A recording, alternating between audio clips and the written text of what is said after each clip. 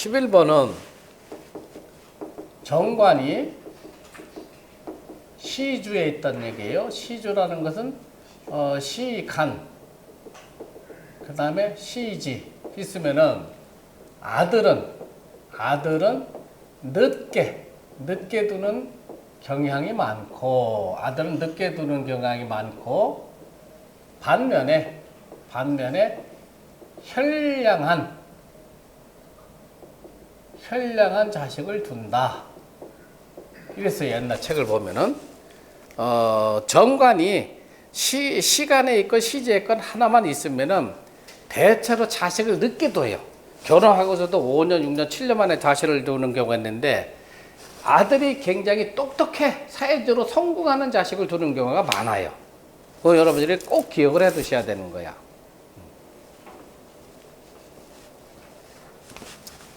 자, 두 번째로 이제 정관이라고 한다면은, 요 정관은 타오행과 충이 되거나 혹은 합이 돼 가지고 변화되는 것을 기피한다. 남자 사주건 여자 사주건 정관이 있으면은 타오행하고 형충이 되거나 타오행하고 합이 돼서 다른 거로 바뀌게 되는 거, 그런 거를 굉장히 싫어해요. 정관은 정관 하나로 좀 있어야 돼. 이건 무슨 소리냐면, 만약에 여명의 여자 사주에 정관이 타오행과 합이 됐다 하면은 남편과의 이혼수가 높아요. 그래서 여러분들은 여자 사주를 풀었을 적에 어떤 아주머니가 왔다 해서 그 아주머니의 사주를 풀었을 적에 정관이 있는데 대운이나 세월에서 들어오는 오행하고 합이 들어온다 하면은 남편하고 사이가 안 좋아서 이혼 문제로 왔구나, 이렇게 판단해 주시면 돼요. 그래서 거기서 그 쌍용 자동차에서 물어보는 사람들이 있으면은 관성에 합이 들어오는 그거를 굉장히 안 좋게 보는 거예요. 여명에서 특히 안 좋게 봐요. 그 다음에 남자 사주에서 정관이 합이 들어온다 하면은 직업에 변동 의사가 있는 거야. 그걸 여러분들이 꼭 깨우쳐야 돼요. 자, 13번째는 정관이 대운 혹은 세운과 합이 되면은 직업, 그 다음에 직책에 변동사항이 들어왔다 하는 걸 여러분들이 알면 돼요. 그 다음에 정관이 형충이 되는 것도 마찬가지예요. 정관이 대운하고 세운에서 형살이 되거나 충살이 되면 역시 직업에, 직장에 이동수가 들어오는 거예요. 그 다음에 14번째는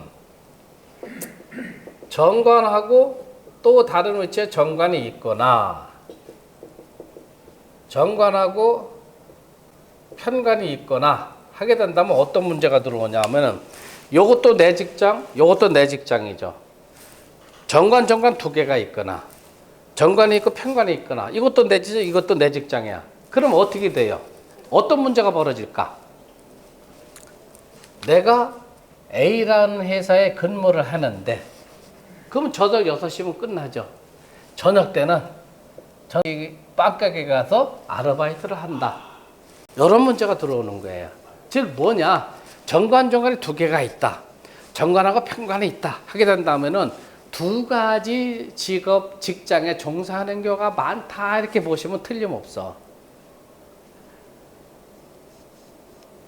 제가 그래요. 응? 본인이? 그럼 정관, 편관이 들어와 있단 말이에요? 천간에 편관이 있고 밑에 일지에 정관이 있어요.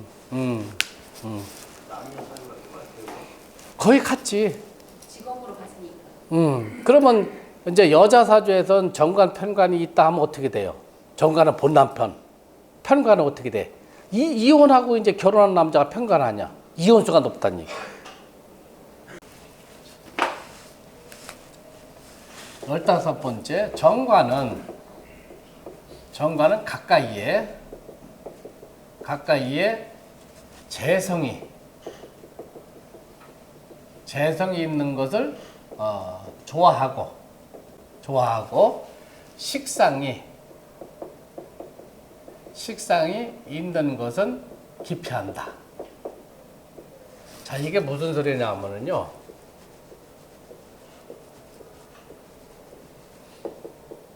간목이 밑에 오려면 이게 정제예요. 그러면 식상이라는 것은 뭐예요? 목이 화를 생겨주죠. 그러면은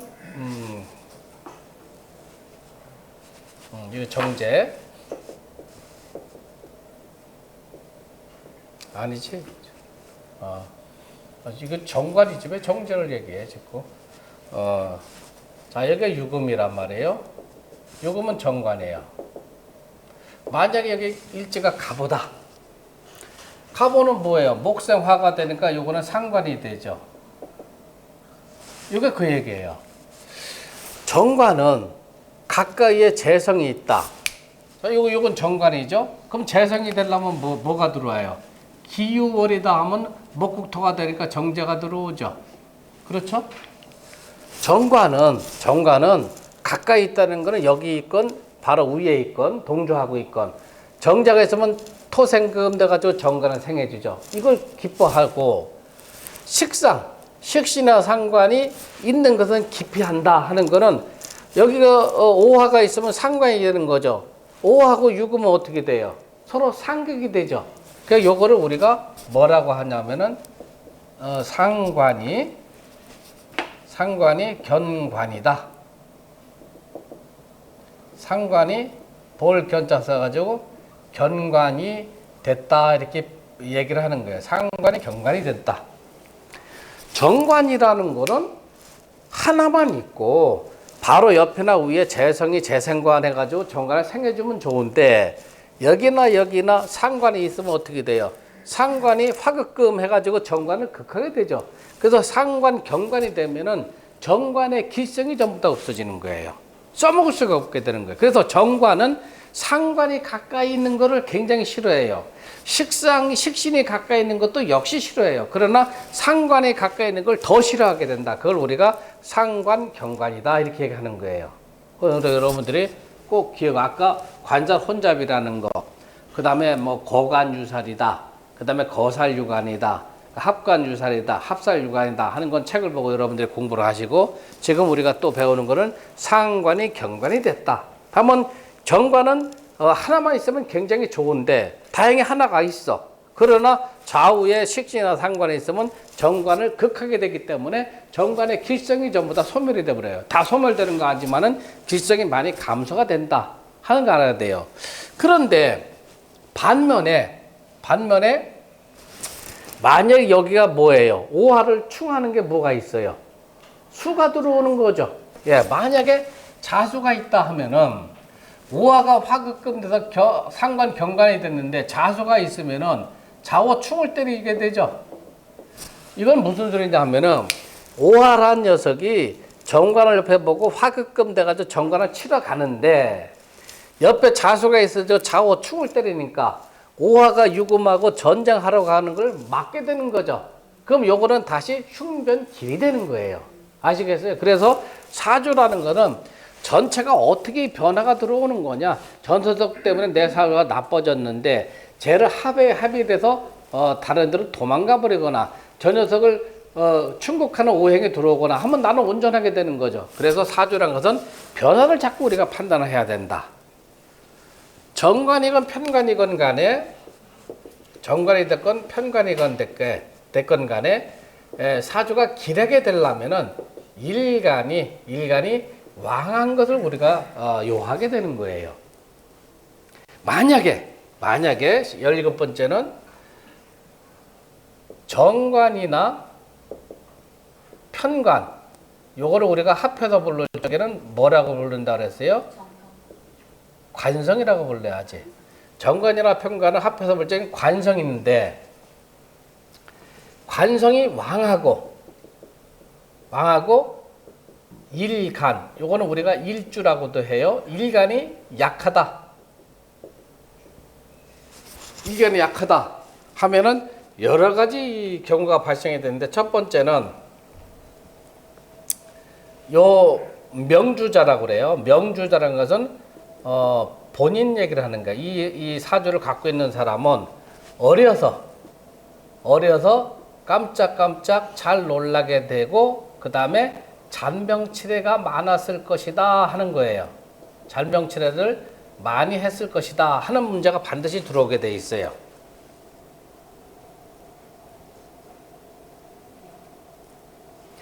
자, 그다음에 두 번째로는 뚜렷한 직업이 없이 빈둥빈둥 뭐예요? 논다는 거죠. 빈둥빈둥 노는 경향이 많다.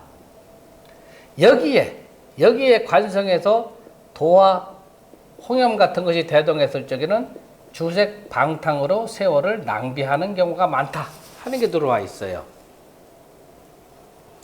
자, 일간이 약하고 관성이 왕한데 재성이 다시 관성을 생해준다면은 명예를 얻고자 하여 재산 즉 가산을 탕진하는 경우가 많다. 꼭 그런 경우가 있어요. 일간이 왕하다고 하면은 관과 재를 자기가 통솔을 할 수가 있는데 일간이 약하고 관성이 왕한데 다시 재성이 들어오면은 쥐뿔도 능력이 없는 녀석이 조합장 나간다, 국회의원 나간다, 시장 나간다 해가지고 있는 재산을 다 탕진하게 돼 있는 거야. 바로 그런 거를 여기다 얘기를 해주는 거예요. 그래서 일간이 약한데 일조가 약한데 관성이 왕하다면 어려서 잔병치레가 많았을 것이다 하는 문제가 반드시 들어오게 돼 있어요. 그 다음에 뚜렷한 직업이 없어. 이것도 몇 달 해보고 저것도 몇 달 해보고 결국은 노는 거야. 관성이 왕하면 그런 문제가 들어오게 돼 있어요. 그 다음에 또 하나가 더 있는 뭐냐면은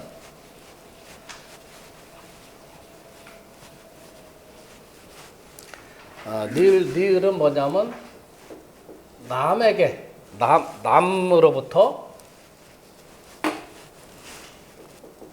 남으로부터 시기, 질투, 음해를 많이 당한다 하는 문제가 들어오게 돼 있어요. 남으로부터 시기, 질투, 음해를 많이 당한다 하는 문제가 들어오게 돼 있어요. 그래서 여러분들 이걸 똑같이 기억을 해 두셔야 돼. 그 다음에 18번째는 정관이 이루이만 있고 그 다음에 정인이 역시 이류가 있는데 그러면 이거는 뭐예요? 이건 공직자의 명조죠? 공직자의 명조인데 연간하고 월간에 뭐 정관이 있건 정인이 있건 월간에 정인이 있건 정관이 있건 연월간에 관과 아까 얘기한 대로 인이 있게 된다면 너는 벼슬이 일품벼슬까지 올라간다. 벼슬이 높다. 이렇게 돼 있고 문제는 사주가 귀격일 경우에죠. 귀격일 경우에는 일품벼슬이다. 만약에 정관이 이루고 정인이 이류가 있는데 월간에 있고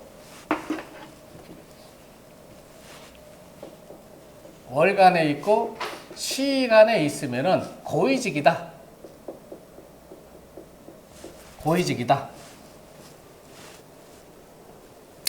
그 다음에 월간지가 정관이 돼 있건 그 다음에 정인이 돼 있건 하여튼 월간지가 정관과 정인으로 돼 있는 경우가 있겠죠. 요것도 고위직을 지낸다.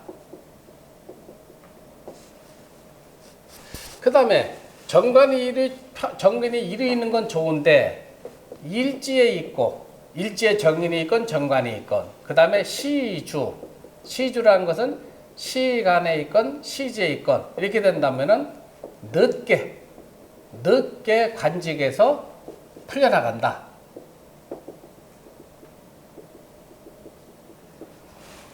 요건 여러분들 뭐 지금 받아쓰기 어려울 것 같지만은 그 조금 여러분들이 몇 년 공부하게 된다면 요런 이치가 이제 머릿속에 들어오게 돼 있어요. 그래서 외우려고 하면 끝이 없고 여러분이 요런 이치를 자꾸 터득을 해야 된다.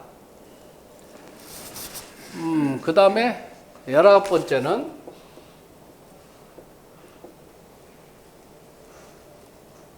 정관은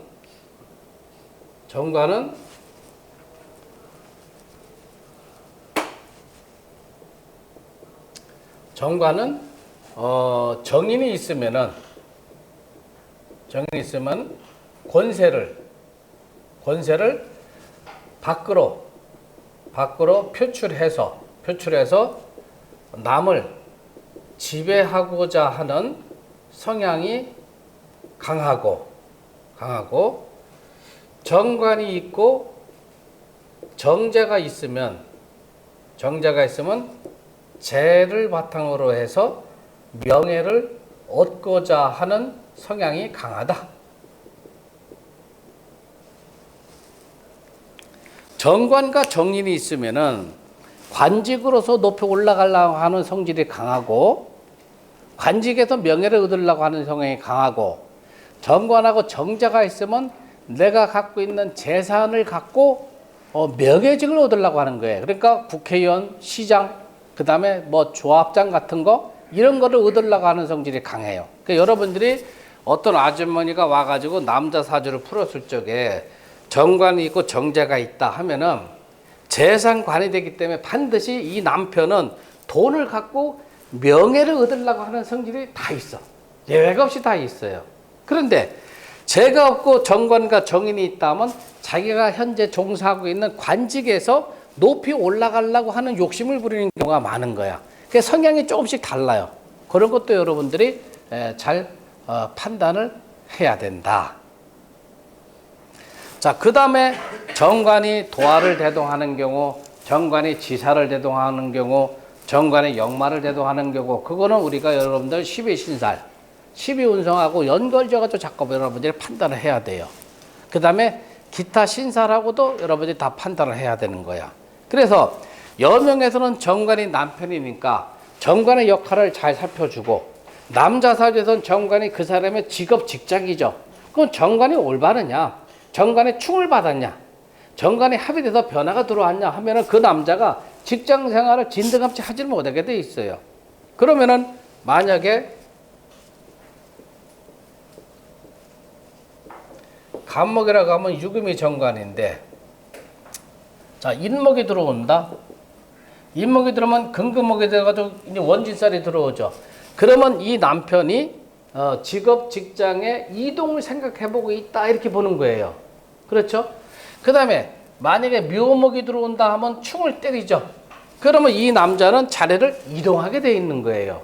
그러니까 자기 남편이 직장에 이동수가 있느냐 하는 거는 정관이 충이 들어오느냐 안 들어오느냐 하는 걸 판단해주고, 두 번째로는 일지가 남편의 자리니까 대원세원에서 일지를 충하는 오행이 들어오느냐 안 들어오느냐 놓고 판단해 주는 거예요. 만약에 일간이 약하면서 일지를 충을 때린다 하면은 일간이 왕할 적에는 괜찮아요. 일간이 약하면서 일지에 충을 때린다 하면은 뭐예요? 이제는 사고수가 들어오는 거야. 관제 구설 시비 다툼수가 들어오는 거예요. 그걸 여러분들이 잘 판단을 해야 돼. 그래서 정관 편관을 우리가 이제 이번 시간에는 같이 이렇게 논하는데, 편관은 아까 얘기한 대로 시비 다툼이다, 관제 구설이다, 그 다음에 사고 질병이다 이렇게 놓고 판단해 주면 돼요. 정관은 그런 경우는 적어. 그러나 정관이 두 개 있다 하면 편관으로 논해 주는 거예요. 그 다음에 이제 하나 더 여러분들이 알아야 될 내용은 뭐냐면은,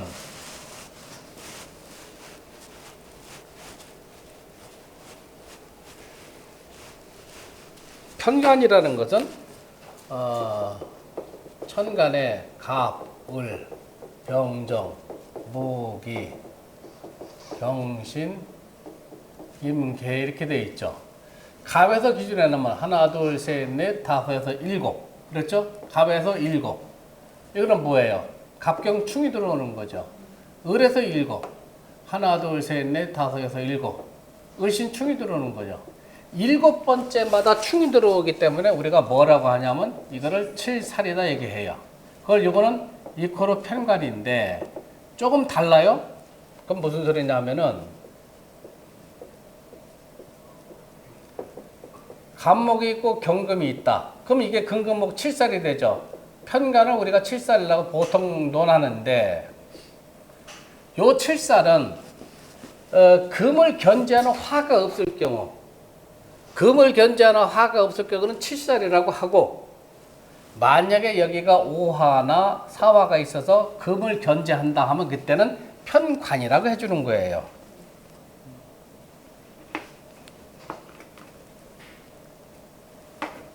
아시겠죠? 네. 무조건 편관에 7살이라 논하는 거 아니야. 일간을 극하는데 음행이 같으면 그건 우리가 그 편관이라 하는데 편관이라 무조건 하는 것도 옳은 게 아니고 우선 7살로 보는데 갑을 극하는 건 경금이죠. 음행이 같은 거니까 우리가 편관으로 나누는데 원래 이름 정식 명칭은 7살이야. 그런데 금을 극하는 금을 재련해주는 화가 하나라도 있으면은 경금이 뭐예요? 성질이 완화가 되는 거죠. 그때 우리가 편관이다 해주는 거고 화가 하나도 없을 때는 그냥 7살이다 이렇게 얘기해 주는 거예요. 그래서 관성이라고 하면은 정관하고 편관을 우리가 관성이라고 해주는데 요 관성은 7살로도 논하기 때문에 관성이라고도 안 하고 관살이라고도 한다 하는 거 여러분들이 꼭 알아두시라는 얘기죠. 관살이다 하면 정관 편관을 같이 얘기해 주는 거고 관성도 정관 편관을 같이 얘기해 주는 거예요. 그 다음 시간에 편관에 대해서 조금 더 설명을 하고 식상으로 넘어가고 식상하고 비견갑절을 넘어가면 우리가 육신에 대해서 간략하게나마 그 지금 뭐 깊이 있게 논한 건 아니에요. 간략하게나마 설명한 거예요. 그래도 설명 안 한 것보다는 하는 게 나은 거니까. 그리고 여러분들이 책에 있는 내용을 세세하게 살펴본다면 육신이라는 게 뭐다. 육신은 사주 명리학에서 알파요 오메가다 하는 거 항상 기억을 해두세요.